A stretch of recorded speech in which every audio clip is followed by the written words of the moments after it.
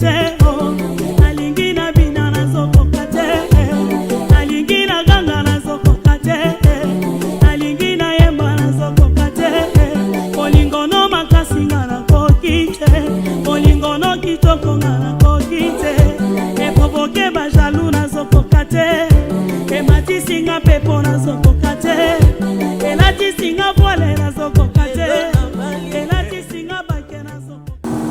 Ata bato aboyi na bango koneto na ye ata bato aboyi kosanjola ata mabanga balobeta maboko soki na matadi oke partout mona ma ebetaka maboko pa ebetaka moto kolenga biso bambongi ya mai pa eba aleluya ame bato so baningi na bango tomemela masanga avai nomela zodo oyo mabanga ezobe yango mosu abaki no toboyi ntango biso oza na bomoi mabanga ebetelaka koka maboko.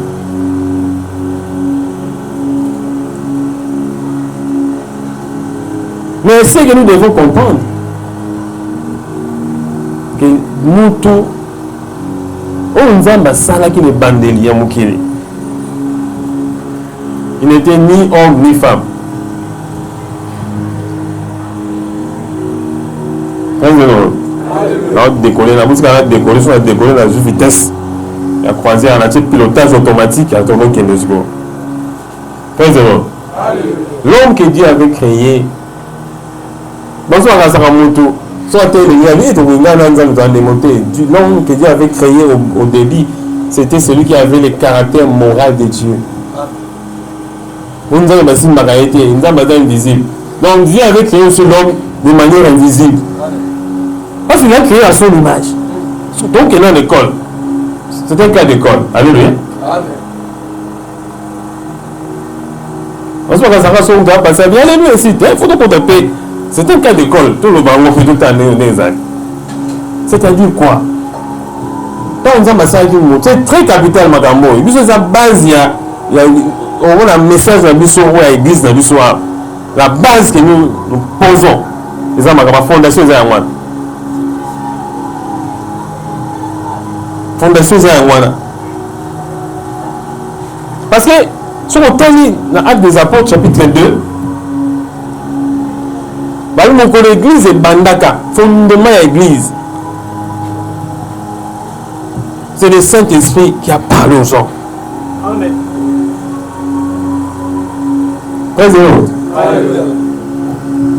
L'église avait d'abord un caractère spirituel. L'église est une réponse à Nzambé par rapport à la perte au Salamaki. Il y avait l'église ici avant l'église où nous sommes dans l'église.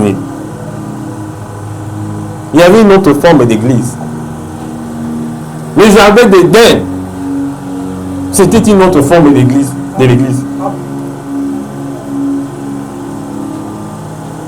Vous avez l'église, place de gros pasteur à Tchécher, si micro, évangile, il faut dire que tant qu'on a la pensée, tout ce qu'on comprend de l'eau. Jérémie chapitre 1, verset 26, nous avons dit à Sato Salamoto. Nous avons une version de texte. Nous avons le baka parce qu'ils ont verset clé. Si on ignore son scénario, c'est qu'il n'y a pas son Kennedy. Vous voyez, Alléluia. Yo, mais la gamme, il s'est où d'aller. C'est David qui s'est mis aux hommes et les autres. Vous voyez, Alléluia. Nous avons masala qui nous tout. Le seul être ou la seule espèce. On a masala qui avait qui différent. Parce que nous avons des gens sous. Dieu est différent de toutes les créatures. Mais ça, mon corps,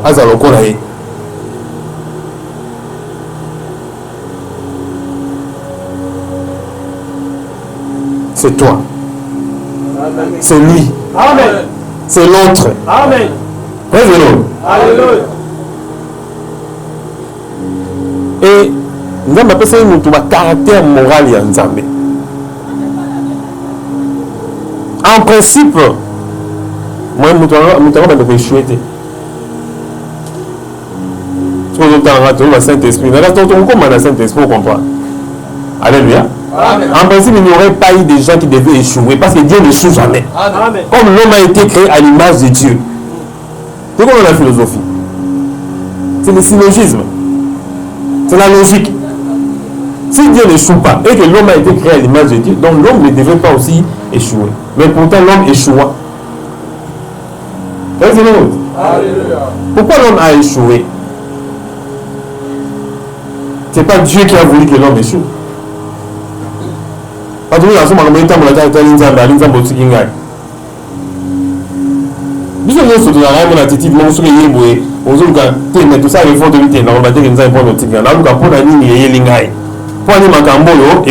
ça peut arriver. En principe, lorsqu'on parle du Saint-Esprit, on ne peut pas ne pas parler du jardin dedans. Amen. Parce qu'on a jardin dedans, on a jardin dedans. On a combattre, on combat la place. Il m'a dit, il y a un jardin. Tu es déjà. Bon, le jardin, nous sommes des années. Alléluia. Jardin, nous sommes des années. Parce que c'est ma caméra, il n'a pas sa maman, kuna so so anu bonga fo ye ba we sama ki kuna ni ke bebe la ki we ba kuna ne bongele we ba ka ne bongele me ne bebe la ite il faut y ba passer makambo ezale la ki amen. En principe nous avons dans la salle qui moto l'homme qui l'avait créé là c'était d'abord l'esprit. À ça qu'il y a un caractère moral là, être monté bah ça là est bon, même banjo bah ça m'a bon. Amen. Son Satan il a bien à vous aider. Vous l'en tuez pour lui. Tu vas bien à vous mon aïe mouillé. Sur là, ouais. À cause de la les boulots, à tout matin, bah bien, abîmé. Parce qu'il est l'ennemi de vos âmes, l'ennemi de nos âmes. Dieu, lorsqu'il a créé l'homme était esprit. C'était dans son esprit. Avant tout, il a dit Job. Où étais-tu quand je fondais la terre? Où étais-tu quand je fondais la terre? On posait une question pour rien, ça arrive. Bon, question m'a posé la statue de la vérité. Ah ben, dis-le si tu as de l'intelligence. Azaki m'a dit que tu c'est Jérémie, avant que tu ne sois fondé dans le ventre de ta mère, tu ne sois conçu dans le ventre de ta mère, je t'avais connu. Mais ça qui m'a dit, si on contredit, on va exagérer, on va le esprit. Mais si on nous a mis exagéré, parce qu'on ne va pas s'arrêter. Il n'est pas un homme pour mentir. Il n'est pas le fils de l'homme pour se repentir. Amen. Jérémie, avant que tu ne sois conçu, avant qu'il n'y ait fécondation. C'est ce qu'il voulait dire. Oui, c'est non. C'est ce que Dieu voulait dire en fait. Il a dit ça de terre, mais pour ne pas être trop. Voilà, c'est ça. Avant la fécondation. Avant que tu sois conçu. Pendant que tu étais conçu. Non. Dans la Bible bien. Avant que tu ne sois conçu dans le ventre de ta mère, je te conseille. Donc peut-être que tant que tu attends, on va écouter la vérité. Certainement, c'est ça, tu vas me sauver. C'est non.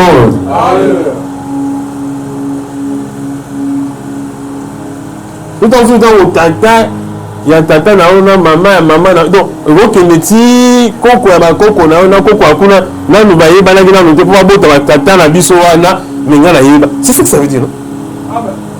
Pourquoi vous voulez me contredire?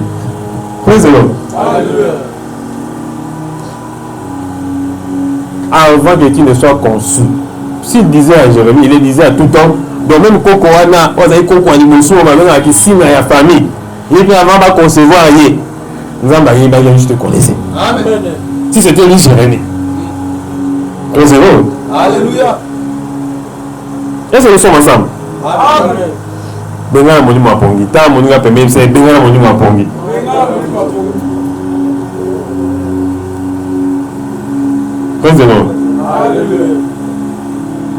avant que tu ne sois conçu Donc Dieu a un plan. Ça veut dire, c'est ce que ça veut dire. Mon soeur va tomber dans voisin, on a plein de motos. Ingénieur Azé a sali ba plan abi non faut au tia boy. Faut ils en la boy. Faut ils en la boy. Pour qu'on ait boy. Donc le plan de Dieu pour l'homme, c'est que Mouta vive éternellement. Donc on a su de perdre un être cher. Attends aux hôtels à l'église, attends aux nani, au fond on n'a pas seulement eu vraiment mis sur quelque part. Attends, mis sur quelque part là quelque part. Ça c'est l'église au Kouradi. Attends, ça dit semblant. Quand tu vas aller la terre, va aller la terre, aller la terre. Tant on est là boyer. Et ensemble. Praise the Lord. Alléluia. Parce que Dieu n'avait pas prévu ça. En principe, il ne devait pas avoir de corbillards. En principe, il ne devait pas avoir de morgue. Amen. Nous, on entend ça, il n'y en avait pas. Praise the Lord. Alléluia. Alors, qu'est-ce qui a fait que ils ont dit bon, c'est parce que nous avons une approche ça. Par un sali biloko et moi on a raté. Il y a un domaine invisible. Habité, non, ça, nous avons ça, nous sommes en dehors, on a réalisé. Il y a un peu de monde là. C'est comme ça qu'il est Dieu. C'est comme ça qu'il est digne d'adoration.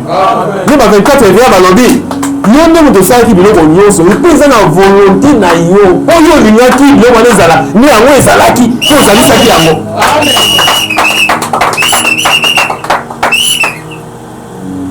Et la Bible dit, aucune zone n'a échappé à son autorité créatrice. Mais ça, on dit dans le sang, les gens qui non, même l'autre monde, les gens la tiré, la tiré. Oh, moi, je suis 7 mois, je suis ambassadeur, je suis à ça, là, bon, je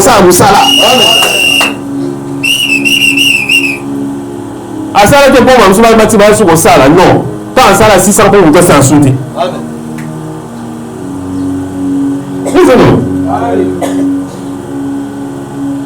Matin à Boulogne, là, pas souci.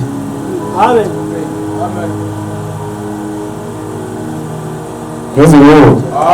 Attends, on a un mandat qu'on a fait dans le commune de 15. Ah, moi, je suis le moment à 2016, on a joué à 2 mois, on a foutu, on a avancé à 2 mois. Amen. Praise the Lord. Alléluia. Praise the Lord. Alléluia. Nous sommes l'originateur, c'est un bon français. Il faut faire la recherche dans le français. Alléluia. Amen. Le mot originateur, les acteurs du directeur, les acteurs roi signataire, la A-I-R-E. Praise the Lord. Il a dit que pour la personne pour laquelle quelque chose a été créé par sa volonté. Amen. Celui qui a kanisa qui celui qui a quitté, il a dit oh nous sommes en Gaza, nous sommes en Gaza. Raisonnement erroné. Praise the Lord. Même tout ça, même le raisonnement, c'est qu'on raisonne bien. Il faut chercher le Saint-Esprit. C'est ce qu'il avait au commencement là. Quand on va concevoir ça la moto, habituel, sur la scène liée, dans l'image de Dieu lui-même s'est dit non. Comme il doit habiter le monde visible, il faut que ça il a une autre. On dit des arabes, 44 n'est pas possible. C'est ça en venant. Praise the Lord. Nous allons concevoir un autre. Il a plu à Dieu lui-même d'utiliser le mal comme la source de l'humanité. Parce que le mot humanité est dérivé dans le mot homme. Oh, il y a un mot dans la galaxie humus. Na man. Humain, voilà. Humain. Praise the Lord. Humain. Humain. Humus. Et là, ici, terre, chair. Nous autres, on est en le man, c'est l'esprit. Dieu avait d'abord commencé par concevoir l'esprit. Et n'oubliez pas que si nous avons même au sein du camp, c'est qu'il y a soit même au sein du domaine physique, ainsi ça route d'abord dans le domaine spirituel, nous avons au sein aussi. Alors, il déclare dès le commencement, c'est qu'il a déjà fini. Le commencement, on se voit dans la bouille. On dit créa. Ça, c'est ça déjà. Donc, on a échoué à la tête. Nous sommes des fois pour te banda au bandi. Oui, bâté. On a noté kamikaze de simbité. On a noté kamgoulou de simbité.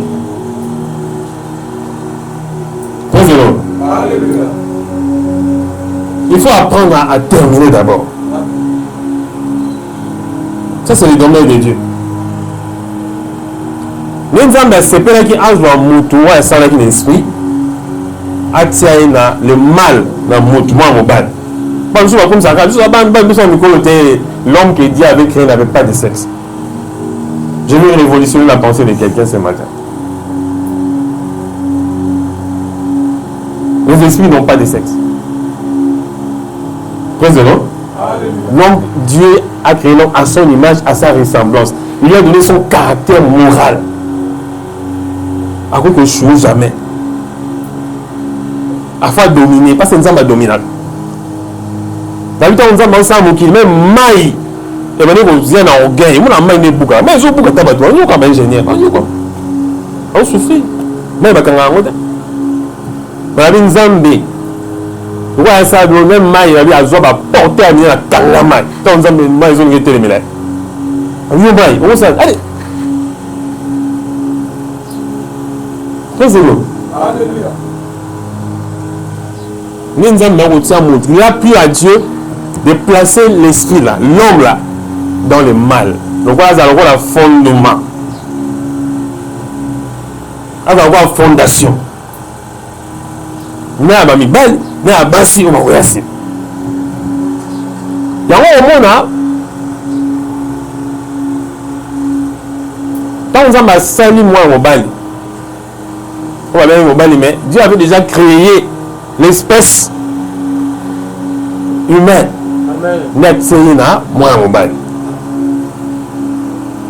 Il y avait deux verbes qui ont été conjugués.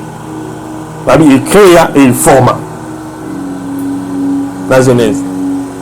Dieu créa l'homme à son image. La Bible dans l'Éternel dit plie la poussière et il forma. Où on a voté? Parce que on a raté, on va y voir rien. Est-ce que tu ne vois pas? Quand on a bien dit, on va y voir rien. Est-ce qu'il y a des Ivoiriens ici? Non. Hein? Non. Praise the Lord. Alléluia. Praise the Lord. Alléluia. Nous avons passé nous dans un salut Adam, l'homme, l'espèce, la première espèce là. Dans un esprit, homme, né chrétien, comme humain, comme la partie du balai. Il forma. Et qu'est-ce qu'il fait encore?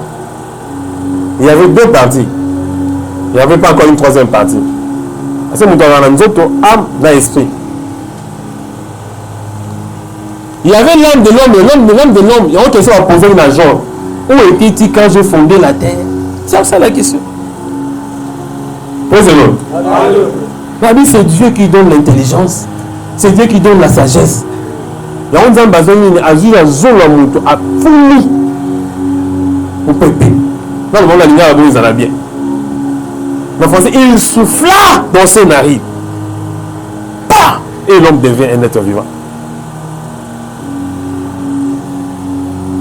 Après, si, Aké, Makila, ou la Formaki, on se voit que ça Makila, nous sommes dans ça là. Attirer l'oxygène. Qu'il est tamboli, nous devons nous péter, pomper Makila. Va venir dans nos salles. Cerveau, rythme. Et sous contrôle. On t'a télé à mon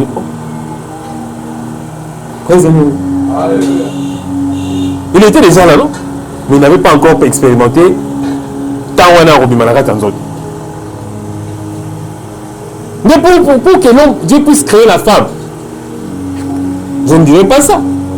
La femme n'a pas été créée. Hein? Quand Dieu avait créé l'homme, il avait déjà aussi créé la femme. Amen. Parce que l'esprit n'avait pas de sexe. Amen. Ah, vous commentez. Amen.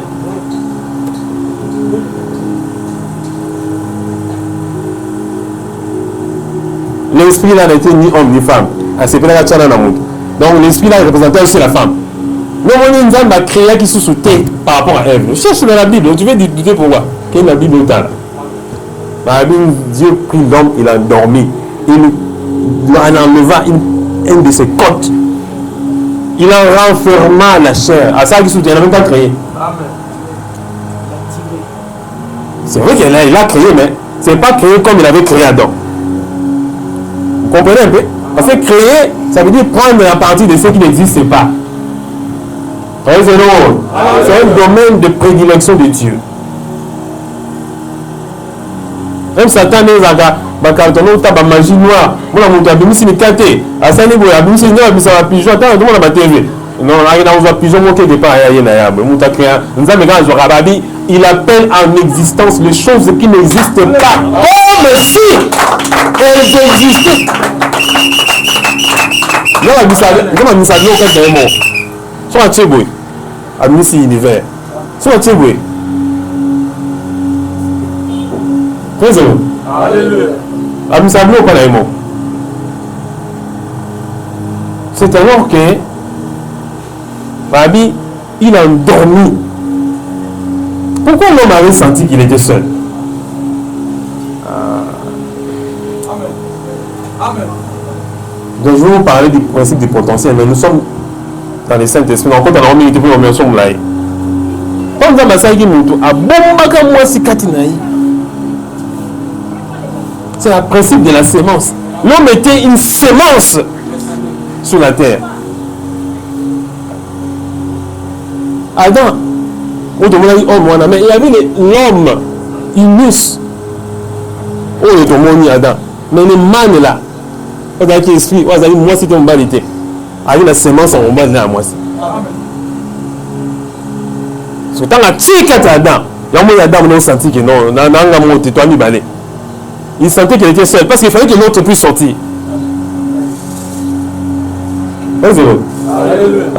C'est Adam qui disait à Dieu, dans l'esprit, que non, nous avons attendu, il était triste, que non, on a vendu. Mais ça, il y a une carte. Mais il fallait que nous ayons eu. Il y a un peu de ça.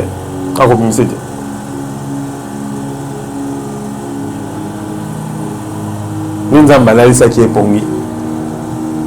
Dieu savait qu'il allait créer la femme.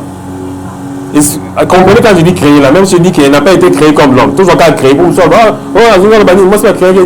La façon, il y a ça à moi, c'est la vie différente. Parce que créer, c'est prendre à partir du néant. Et sur autant là, même Adam, il n'a pas été, il a été formé. Ah, mon droit de combattre. Amen. Dieu créa l'homme à son image, mais il forma Adam. Oh là là. Amen. Est-ce que tu as vu ça? Dieu créa l'homme à son image, mais il prit la poussée, il forma. Donc là, Adam et Ève, il a formé du baron. Mais l'homme là qui avait créé ça, Amen. À tout le monde, on a compris ce matin en bien.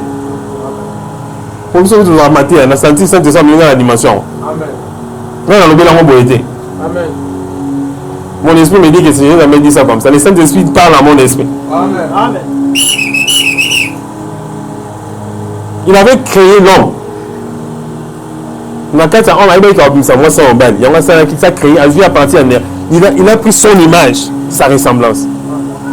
La différence seulement c'est que au Moutouazan, c'est que nous sommes bien mettre en bon, mais pour la moto, à ce qui est la image naïmo.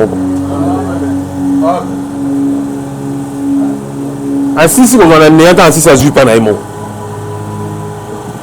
C'est alors que il a endormi l'homme, il a fait sortir la femme.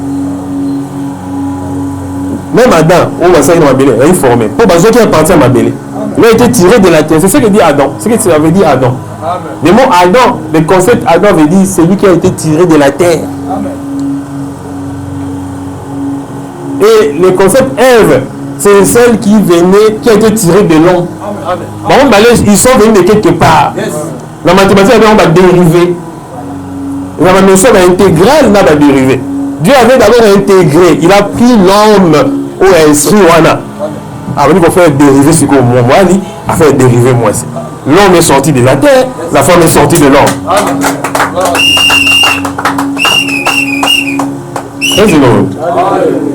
Nous soucis de l'homme. Soucis au Kima. Et mon peuple périt faute de connaissances. Amen. Maintenant, nous sommes ici, ça va habiter au réalité. Alors,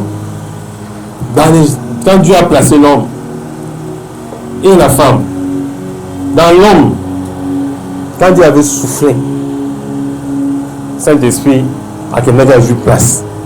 Il y a un souffle, il y a un souffle, il y a un souffle. Il y a un souffle dans Zambie. Et maintenant, il y a mais Saint-Esprit a quelque vanda na esprit à Moutou parce que il fallait que Moutou nous en mettant un salis comme Moutou mais idée ça qui on bossé il faut coloniser ma béné la culture il y a royaume dessus. Je voulais être à ta place dans le matin du Togo. Amen. Alléluia. Dieu devait coloniser la terre avec la culture du royaume des cieux. Donc, on savait qu'il y a matière, que ta volonté soit faite sur la terre comme au ciel. Mais ça m'a kuna et ça m'a awa. Il y a une prière à l'imoso. Mais attends, on a massage qui nous donne la moto. Dominer. La Genèse. Dominer la musique que la volonté du Seigneur qui se fait au ciel se fasse aussi sur la terre. Et là, si il y a le Seigneur kuna, il vous a un Seigneur Amen. Il y a un Seigneur des Seigneurs.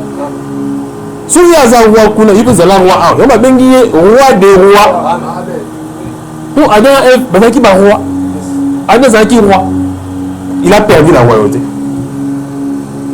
Satan est venu tromper. Il y a beau temps. Mais Satan a beau temps ma bénédiction. La terre appartient à l'Éternel. Ce que Satan avait pris, c'était le système de fonctionnement de la terre. Nous, nous avons aussi beau. Si vous avez un diplôme, vous avez engagé quelque part, il n'y a pas si mon chef, il faut tant. Même moi-même aussi, j'ai étudié. Je ne peux pas vous dire de ne pas faire les contrats. De faire les contrats, pardon. Système en fonctionnement. Mais il faut bien un système. Tu peux même avoir étudié, mais que non, on crée ça dans le monde. Vous avez un petit système de bien. Pour battre, on entend que on a engagé. Attention au formé, on vous appelle Maïla pour administrer. Donc, école maternelle, école primaire, école secondaire, nous avons dit que nous sommes déjà à Kazamout. Nous avons bon ça. Oh papa. Vous pouvez savoir que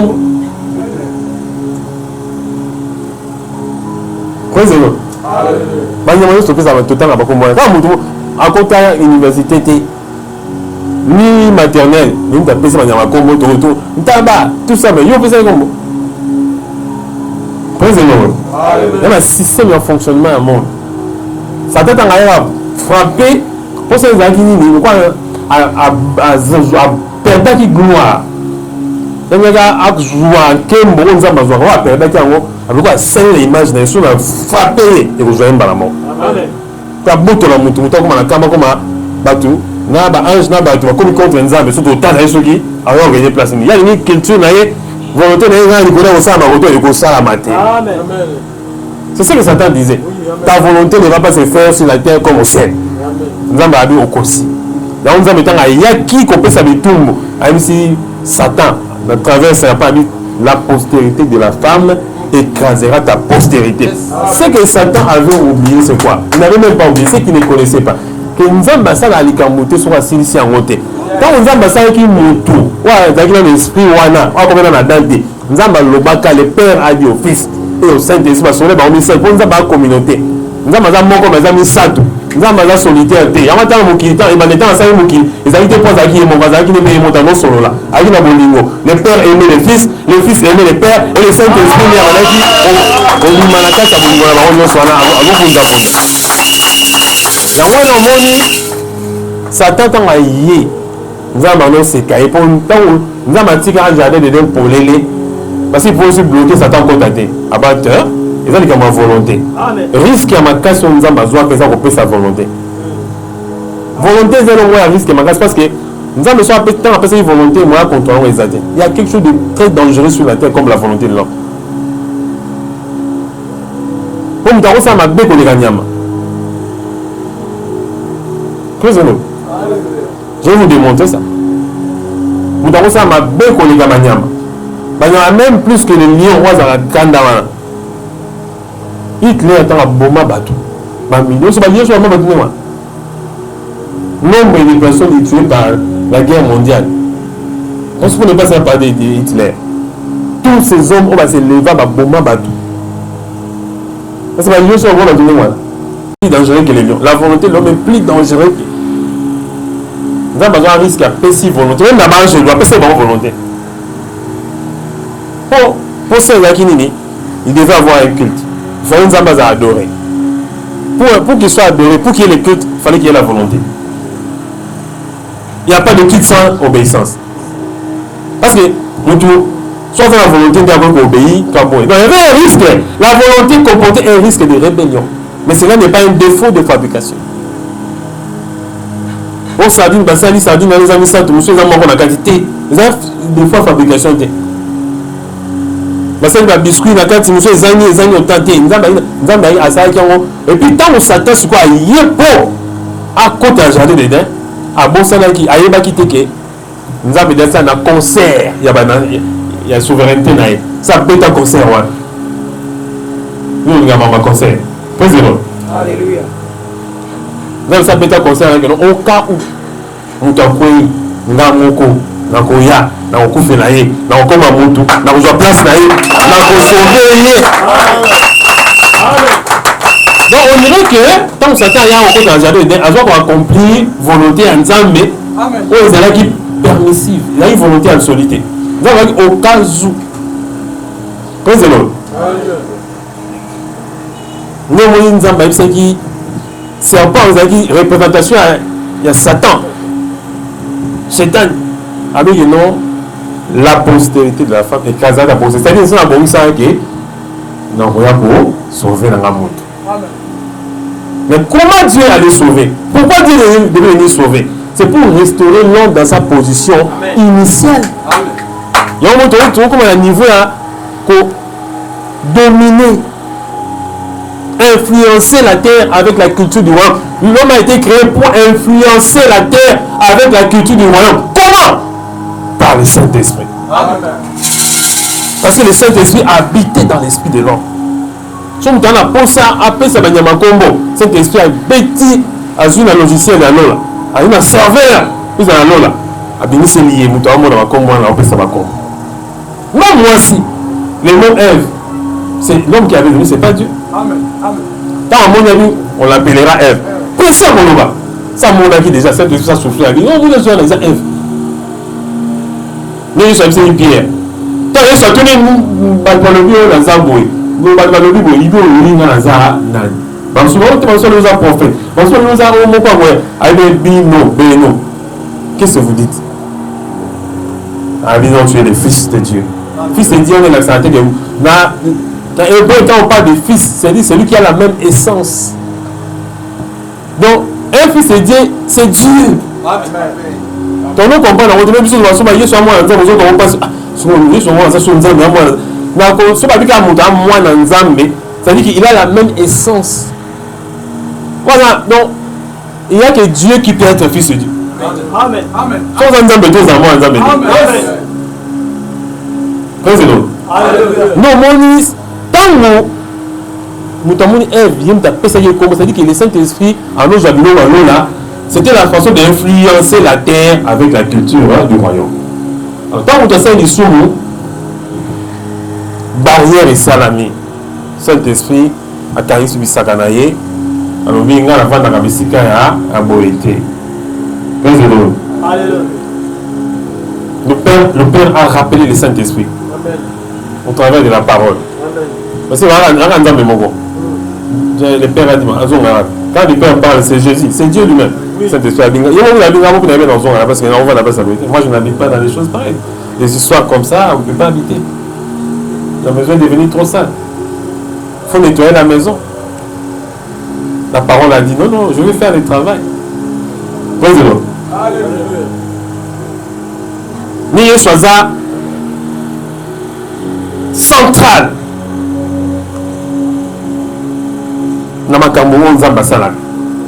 L'agneau qui a été immolé avant la fondation du monde. Donc il est ça, on dit, il est qui est pour la ligne. Nous avons comme ça, au cas où on va ça à la machine à jardin. Il y a une raison pour laquelle, raison où il soit yaki pour, à qui la moukili, et ça y est, pour faire des colos sautés. Vous comprenez en fait dans les bakous habitants là, à ce moment militaire, à quoi, à ça veut dire. La raison principale pour laquelle Jésus est venu sur la terre, c'était pour restaurer le Saint-Esprit. Amen. Amen. Mais la cause, c'était enlever le péché. Yes. L'effet causal, la causalité de la chose. Ayaki pona nini pour les sous kotaki. Mais ayaki ça la nini. Qu'est-ce qu'il voulait avoir? Le but à atteindre. L'objectif c'était quoi? Restaurer le Saint-Esprit pour que l'homme puisse dominer, l'homme puisse influencer la terre avec la culture du royaume. Amen. On a l'acte des apôtres, même si ils sont de terminer le temps. Acte chapitre 2, verset 1 à 2. On peut aller même jusqu'au 4e verset. Acte chapitre 2, verset 1 à 4. Acte chapitre 2, verset 1 à 4. Rapidement. verset 1 à 4. Le jour de la Pentecôte, ils étaient tous ensemble dans le même lieu. Tout à coup, il vint du ciel un bruit comme celui d'un vent impétueux. Et il remplit toute la maison où ils étaient assis. De langues semblables à des langues de feu leur apparut, séparèrent les uns des autres, et se posaient sur chacun d'eux. Et ils furent tous remplis du Saint-Esprit et se mit à parler à d'autres langues selon que l'Esprit leur donnait des exprimer. Attendez pour la parole de Dieu, venez vous asseoir.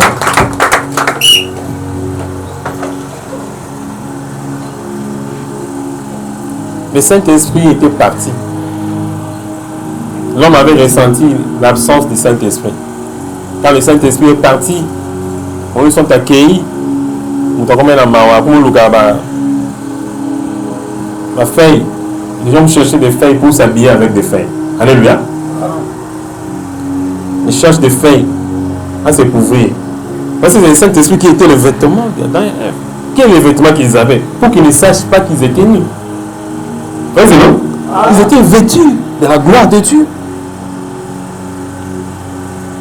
Gloire à Nzambe Longwe. Symbole de l'Esprit de Dieu. Mais Dieu avait gardé qu'il allait sauver l'homme. Pour la première fois, Dieu avait tué. Dieu lui-même. Il a tué un animal. Makile Tangani. Symbole. Il y a Makile Tangani. Un agneau a été tué. Abimi. Batamboli. Nzamba, tini ba prophète, ba Isaïe. Ba prophète ebe bayaki. Pour ba prophétiser ko ya mwana Nzambe. Pourquoi Jésus devait venir? Parce qu'il devait restaurer le Saint-Esprit. Mais pour qu'il restaure le Saint-Esprit, il devait mourir. Amen. Et mourir sur la croix. Amen. Il devait payer le prix du péché. Il est mort à cause de nos péchés. Pas la raison. À cause, c'est la cause. Amen. Amen. Ce qui a causé les gens qu'on faisait dans les sous. Amen. Mais objectif, on n'a pas dit que Jésus est mort pour l'objectif de nos péchés, non. Allez bien lire, papa. Il est mort à cause de nos péchés. Amen.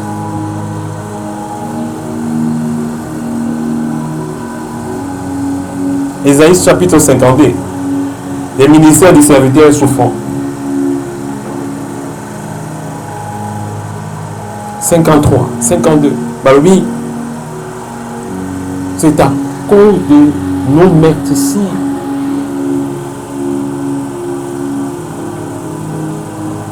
Alors, tant qu'il soit à Kofi Nekoloso, à Kimbetawe Koki, le père était content. Amen. Quand le Père est content, le Fils est content.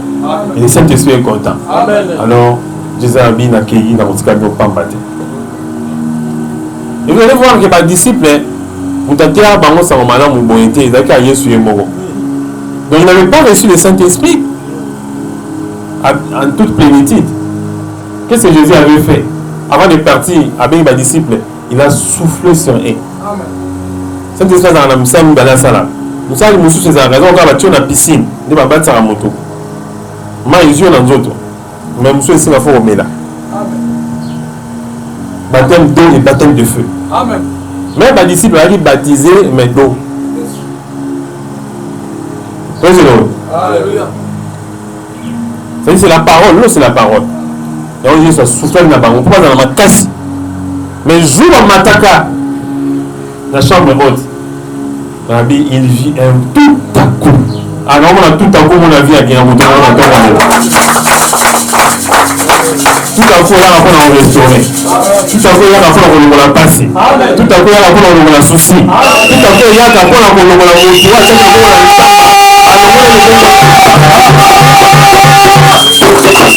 ne prêchons pas un Dieu ou un la pongi. Tout est dans Nzambe à la bombe. Ah bon, il y a beaucoup de monde qui ont changé. Tu vois comment le monde dans Nzambe. Jésus est venu pour restaurer le Saint-Esprit. Il y a la restauration dans le monde. Il y a la restauration dans la santé. Il y a la restauration dans le sang. Il y a la restauration dans le foyer. Il y a la restauration dans le monde. Au nom de le Saint-Esprit a été donné. Pourquoi parfois tu as un problème de se lamenter? Mais il n'y a rien qui dit ne nous a pas donné. Amen. Tout ça a examiné le livre ouvert. Pourquoi vous apparaissez au monde? Amen. Examiner le cahier ouvert. Matamaï n'est pas besoin. Amen. Nous t'amènons sur le PC, il faut que ce cahier à 10 sur 10, 100 sur 100, 20 sur 20.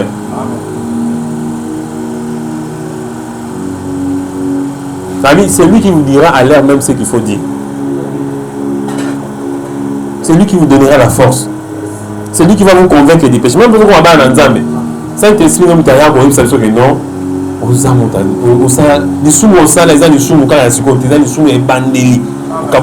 à travers la parole de la Liboso, nous disons à Jésus au bon moment.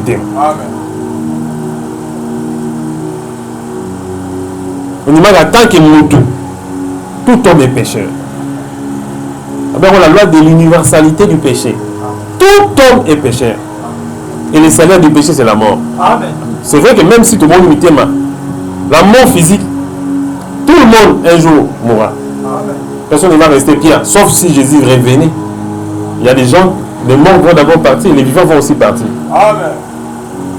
Mais la mort, c'est la séparation à âme, esprit en âme. Parce que Dieu est venu restaurer l'esprit de son esprit. Donc c'est-à-dire que l'homme a trois parties. Il y a le corps, l'âme et l'esprit. Esprit,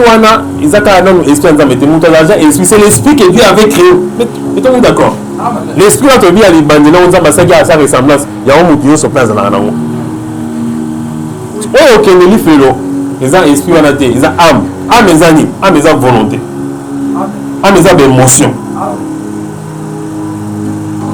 Quoi c'est l'eau? Alléluia. Dans la pensée. C'est ça l'âme. Elle a mis dans le cœur de l'homme. Le cœur là de l'homme, là, il a l'âme. La partie la plus importante. Il y a mon. Tu as vu l'homme, il y a sur les âmes, ou à la carte. Ma canisse na yo. Volonté na yo. Peu d'émotions dans la il y a mon âme là. Maintenant l'âme est la partie, je vais la terminer en chutant pour expliquer comment fonctionne cette triade. Il y a âme, corps, âme et esprit. Porte entrée, il y a Makamunyo, c'est un autre. Comme ça, tu as béni pour monter ça, c'est invisible. Donc, tu as le sens, l'organe des sens les aller. Tu comprends la biologie, n'est-ce pas? Amen. Amen. Tu as 5 sens, 5 organes, 5 sens. Nous avons la bouche pour parler. Nous avons le nez pour sentir. Nous avons les oreilles pour écouter. Nous avons les yeux pour voir. Nous avons la peau pour la toucher. Côté organe, côté sens. Ah, c'est un dernièrement, quand on a un ami du quartier, c'est un notable, c'est un voisin. Et moi, il faut corriger toujours. Ah non, Dieu donne la tine à non, il ne faut pas dire ça comme ça. Il est aussi chrétien certainement. Et je te le baron m'a bé. Quand on commence à un niveau, on va faire ma musique qui est compliquée. Et puis, il y a un autre pour la non.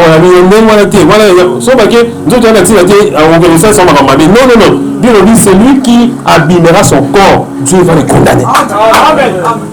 Ça, c'est l'importance. Amen.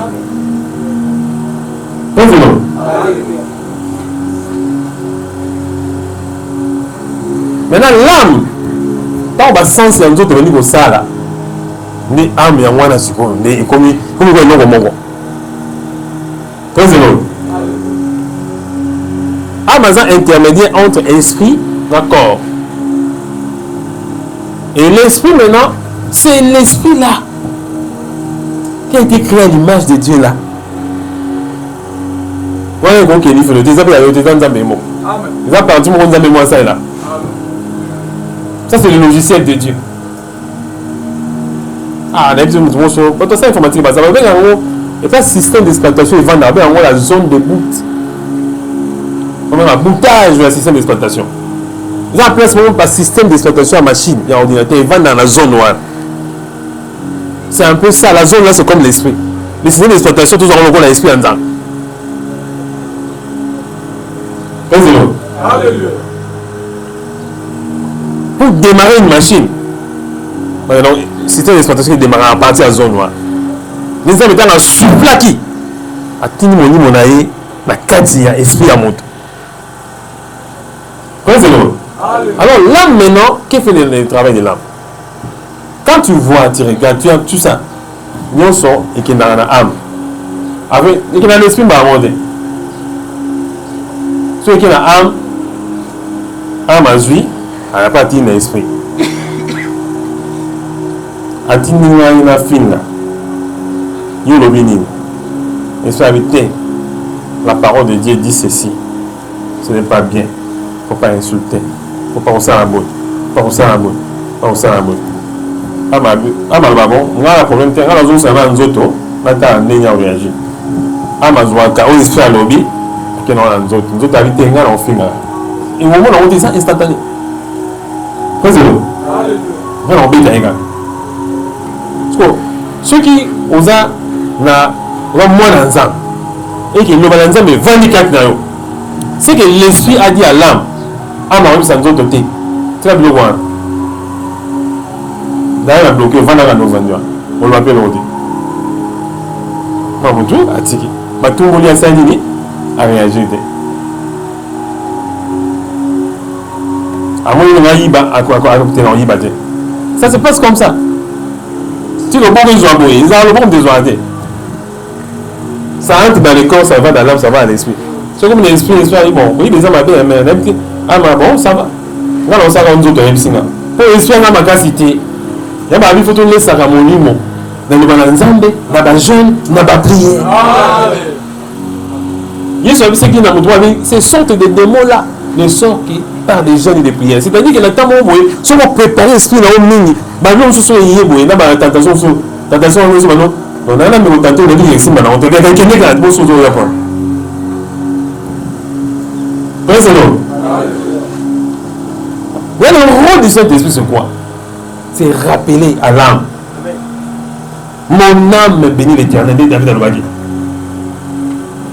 My soul, de ma langue baba. Âme d'anglais c'est soul. Worship the Lord, bénis l'Éternel. C'est dans Psaume. Mon âme bénit l'Éternel. N'oublie aucun de ses bienfaits. Attends,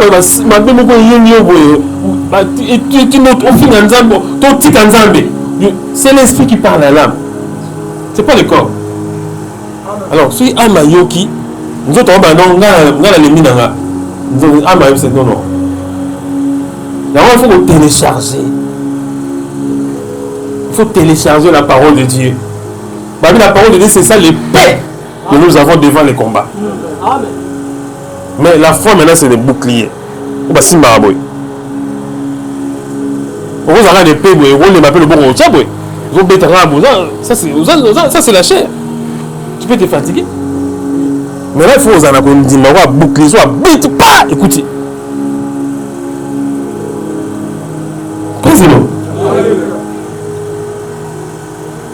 Et le Saint-Esprit, qu'est-ce qu'il fait? Il rappelle. Il donne la force à notre esprit de rappeler à l'âme. Et ce qu'il faut éviter, c'est quoi? Vous savez, comment les choses se téléchargent? Sauf que il y a les mauvaises compagnies corrompent les messes.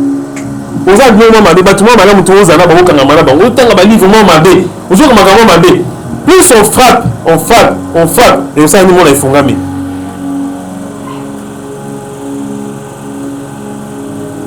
Tu vois,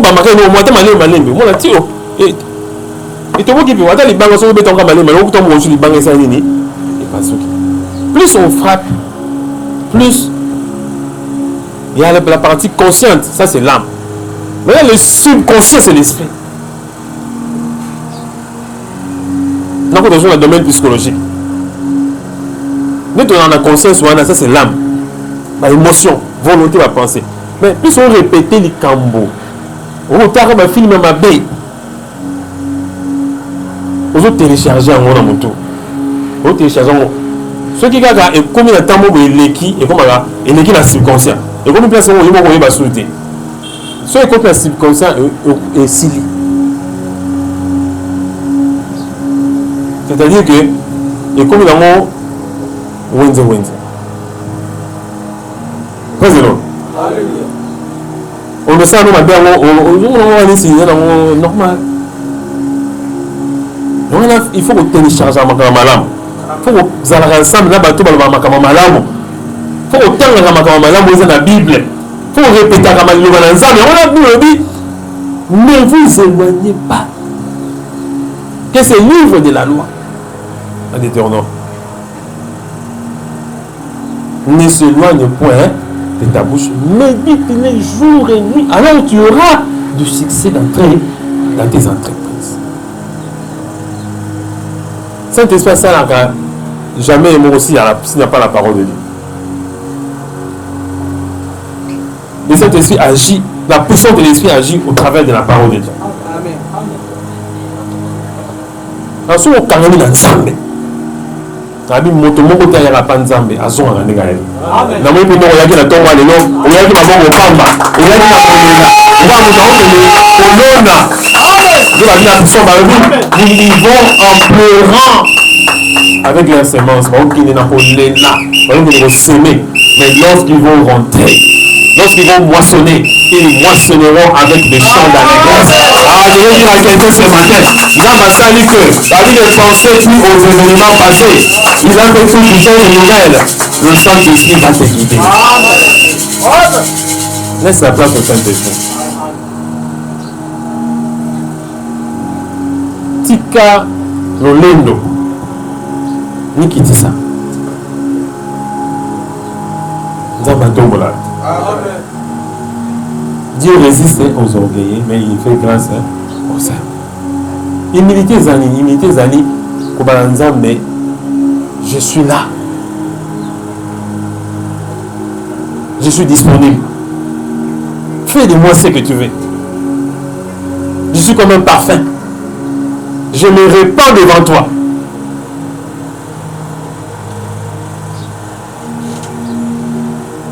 Comme Tika Panzam. Kokaba. Ma génération, moi je ne le ferai pas. Mon âge, quand les autres s'enivraient, ils cherchent le plaisir de ce monde habité.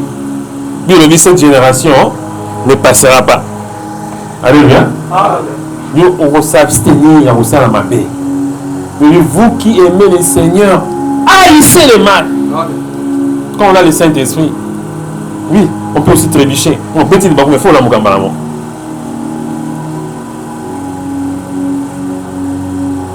On peut broncher. Ça peut arriver.